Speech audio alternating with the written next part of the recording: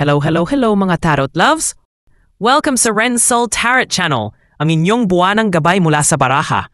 Kung gusto mong malaman ang enerhiya ng darating na mga araw, mapa love, career at health man yan.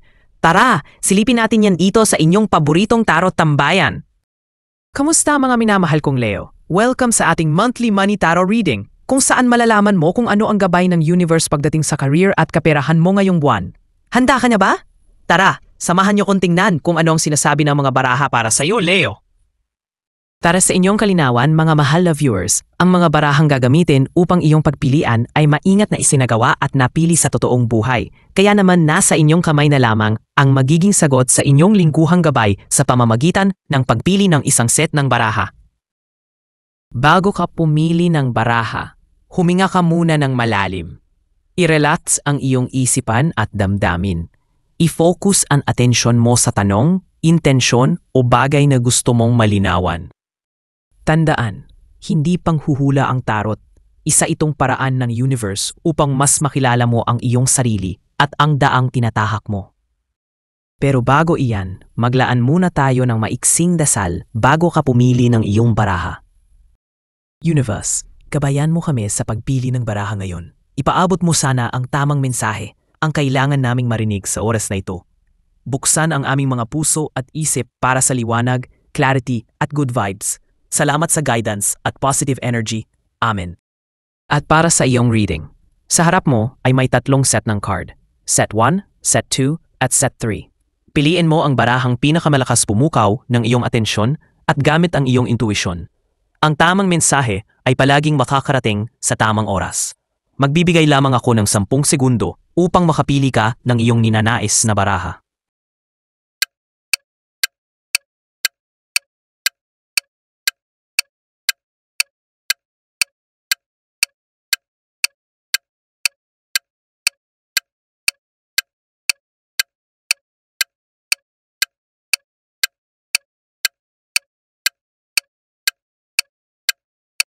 Mula sa puntong ito ay marahil nakapili ka na ng iyong ninanais na card. Tara, simulan na natin ang iyong reading. Para sa mga pumili ng set number 1, narito ang mga card na iyong napili.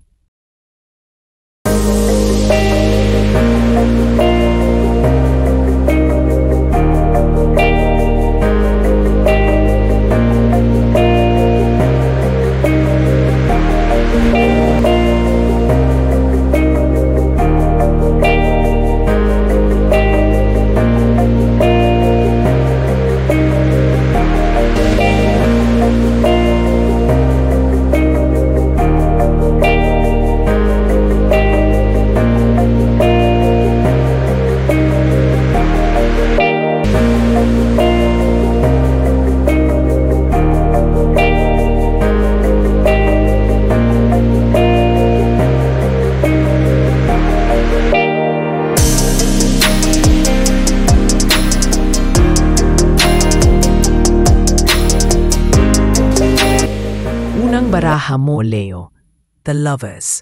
Ay, grabe naman. Hindi lang ito tungkol sa pag-ibig ha. Sa reading na to, pera ang usapan.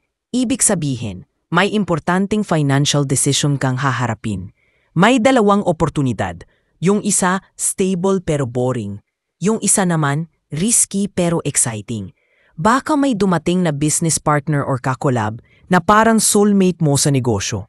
Basta Leo, paalala ito ni Universe sa'yo na pakinggan mo ang iyong sarili. Gagawin mo ba ang bagay na ito dahil gusto mo o dahil napipilitan ka lang? Mag-ingat ka sa desisyon mo na to, Leo, ha? Next card mo naman, Leo, the Chariot. Uy, action card ito ha? Dito pumapasok ang tanong na, gaano ka kagutom sa tagumpay? Since sumunod siya sa the Lovers na card, Leo, sinasabi lang ni the Chariot sa'yo, na kapag napagdesisyonan mo na kung saan ka sasabak, all out ka na dapat. Ibig sabihin hindi pwedeng urong-sulong. Hindi ito lutong gulay na half-cooked lang. Dapat full fire. Kung gusto mong umasenso, Leo, kailangan mo talagang i-drive ang sarili mo. Huwag kang magpapadrive sa takot mo. Ika nga, ikaw ang driver, hindi si overthinking. O diba, Leo? After ng pagsugod mo dahil kay the Chariot, may pag-asa at inspirasyon. Ito yung moment na kahit pagod ka na kakasabak sa buhay, may parte sa'yo na umaasang may magandang mangyayari sa desisyon mo na yan. At tama ka nga, Leo. May darating na good result. Confirmed. Kaya naman pala lumabas si The Chariot eh. Kasi nga, i-push mo na daw yan kasi may pag-asa talagang mag-work yan. Leo the Star is telling you, oo, may chance, pero hindi instant ha. Itulad mo to sa alak na hinaluan mo ng juice. Hindi siya mapait, pero grabe ang tama sa dulo. Oh, ito na yung card na nag-confirm talaga kay The Star. Si Ace of Swords. Ang card ng malinaw na kaisipan, katotohanan at bagong ideya. Bagong ideya daw relate na relate sa unang card mo, di ba? Yung biglang, ay, oo nga pala. Ito na yung sign. Leo, ipinapahiwatig lang ng 4 na cards na ito sa'yo na kung anumang bagong desisyon yang gagawin mo, huwag kang matakot na ilaban yan kasi may pag-asa yan. Basta samahan mo lang ng malinaw na pag-iisip at mag-stick ka lang lagi sa tunay na resulta, huwag agad mangarap ng malayo pa sa katotohanan. At para sa mga pumili ng set number 2, ang mga card na iyong napili ay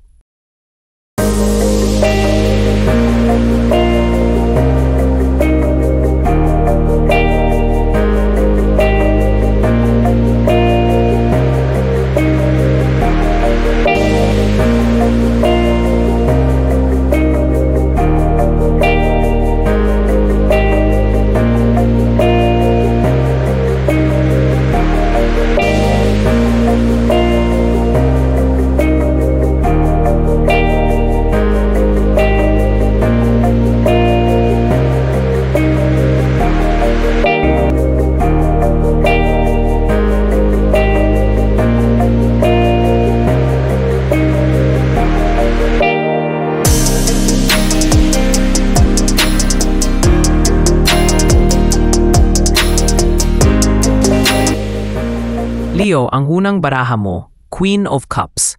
Leo, alam namin na fierce ka, pero ngayong buwan, soft ka sis. Kita mo yung tubig sa likod mo? Kalmado, di ba? Para sa iyong dagdag kaalaman, Leo, ang tubig kasi ay sumisimbolo ng iyong emosyon. Parang kahit short ka na sa pera, pinapangiti mo pa rin yung pamangkin mo sa paborito niyang fast food chain. Ganyan ka, feelings muna bago kalkulasyon. Pero reminder lang, Leo ha, napapansin mo ba yung paa ni Queen of Cups? Hindi siya nakasayad sa tubig, di ba? Kundi na sa lupa. Alam mo ba na ang lupa ay sumisimbolo naman ng ating kaisipan? Kumbaga pinapaalala ng card na ito na wag puro emosyon lang ang dapat mong pairalin. Gamitan mo rin dapat ng tamang pag-isip. Ang budget hindi sinusunod lang ng puso ha. Baka naman every time na may mangutang, sige na nga ka ulit. Hoy, hindi ka ATM. Hindi mo kailangang isolve lahat ng problema ng barangay, Diyos ko. At ayan na nga, Leo, 7 of Wands. Ang 7 of Wands ay nagsasabi na nasa isang posisyon ka ngayon kung saan kailangan mong ipaglaban ang pinaghirapan mo. Marami kang nakamit, pero dahil dyan, marami ring naiinggit, bumabatikos o gustong mang-agaw ng trono mo. Ang card na ito ay paalala na huwag kang bibitaw kahit gaano pa karaming kalaban ang humarang. May energy dito na parang nag-iisa kang warrior sa field ng bills at utang. Pinaglalaban mo ang budget mo, pero ang daming gustong sumingit. Si kuryente, si tubig, si online sale. Pero tandaan, huwag kang bibitiw, Leo. Remember, kalma ka lang sabi ni Queen of Cups, di ba? This month, kailangan mo lang ipaglaban ang boundaries mo. Kung may mga taong umaasa sa'yo, pero hindi naman nagtutulungan, baka panahon na para sabihing, wag po muna, tao din ako. Di ako robot des. At wait lang, Leo ha, may magandang balita. 10 of Cups yan. Kahit medyo heavy ang una mong 2 cards, this one tells us na may reward ka pa rin sa dulo. May sense ng financial harmony sa family or sa bahay. Baka eto na yung resulta ng pag-iisip mo kasabay ng pagiging kalmado. At syempre sinabayan mo rin ng pagbabantay at pagpapahalaga sa mga bagay na pinaghirapan mo. Sa tingin mo, Leo, basta ang point dito, Leo, is may mga simpleng bagay na magpapagaan ang pakiramdam mo. Hindi man milyonaryo vibes, pero may peace sa dulo. Kaya kapit ka lang. Pero eto na ang twist, Leo. 9 of Swords. Leo, aminin mo, Kahit may mga good moments, grabe kang mag-overthink. Iniisip mo na naman na sa kabila ng kasiyahan na nararamdaman mo mula kay Ten of Cups, baka mamaya ay may kapalit na kalungkutan naman to sa hinaharap. Kaya imbes na mag-enjoy ka, nilalamon ka na agad ng mga pangangamba mo. Tipong hindi ka pa nag-grocery, iniisip mo na kung paano ka mabubuhay sa retirement. Chill ka lang, baka naman yung anxiety mo sa pera, dahil lang kulang ka sa tulog, hindi sa tunay na kakulangan. Bawas-bawasan ang pagkakape after 6 p.m. at huwag mo nang i-check yung bank balance mo bago matulog. Hindi siya love life, hindi ka niya ime-message ng good night. Ops, teka muna, bago tayo magpatuloy. Narito lang ang ating mga best commentor of the month. Shoutout na pala sa inyo, Leo Daily Wisdom, Jane Marino at Lilibeth Guasis. Maraming salamat sa walang sawang pagsubaybay at pag-comment. Kaya ikaw na nanonood ngayon, kung gusto mo ma-feature sa next video bilang best commentor, comment lang ng comment. Malay mo, ikaw na ang susunod na babatiin ko rito. Tara na, ituloy na natin ang iyong reading. Para sa mga pumili ng set number 3, narito ang iyong mga napili.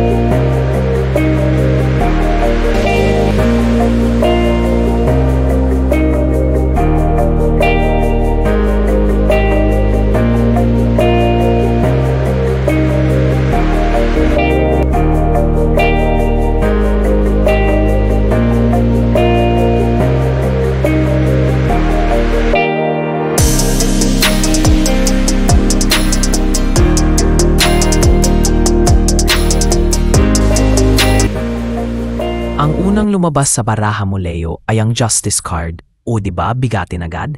Ibig sabihin nito, Leo, may issue sa pera na kailangang ibalanse, timbangin at ayusin. Maaring may desisyon ka recently na ginawa. Baka may hiniram kang pera o may utang na kailangan mo ng bayaran at hindi na pwedeng iwasan pa. Kung may kontrata ka naman, Leo, basahin mo ng maigi ha. Huwag bara-bara. Okay? Next card mo, Leo, ang King of Swords. Aba, ito na ang energy ng boss mode mo. Sinasabi ng card na ito na kailangan mong gamitan ng talino, disiplina at matalinong decision-making ang mga galaw mo sa pera. Alam mo yung tipo ng Leo na hindi pa dalos-dalos, kundi may plano, may listahan ta kung pwede. Oo, yan ang vibe mo ngayon. Huwag kang magpadala sa emosyon, utak muna bago gastos. Pero eto na, Leo. Pak! May plot twist. Lumabas ang Seven of Swords. Alam mo na agad to, Leo. May energy ng sneaky-sneaky dito. May nagtatago, may hindi nagsasabi ng totoo. Or baka ikaw mismo ay may ginagawang palihim na bagay. Halimbawa, sinasabi mong nagtitipid ka, pero araw-araw may delivery parcel. Alam mo na, hindi mo maloloko ang tarot cards. Pero seriously, this could also mean na may taong hindi tapat sa'yo pagdating sa pera. Kaya bantayan mo ang paligid mo ha. At ang huli mong card, Leo, ang Eight of Swords. Ito na yung moment na parang feeling mo trapped ka, financially drained, o parang kahit anong gawin mo, walang improvement. Pero teka, Leo, balikan mo nga yung card ni King of Swords. Bakit kaya may mga butterfly dyan? Alam mo ba na ito ay sumisimbolo ng transformation? Kaya Leo, ito ang paalala ko. It's all in your mind. Minsan ikaw ang nagbukulong sa sarili mo sa stress at overthinking. May paraan para makawala. Kailangan mo lang tingnan yung bigger picture. So paano ba ito lahat magkakaugnay? Ganito yan, Leo. Meron kang financial decision na kailangan ng ayusin. Pero para gawin yon, kailangan mong maging matalino at objective. At habang inaayos mo yan, alalahanin mo na hindi lahat ng tao sa paligid mo ay tapat. Kaya huwag kang basta-basta magtiwala ha.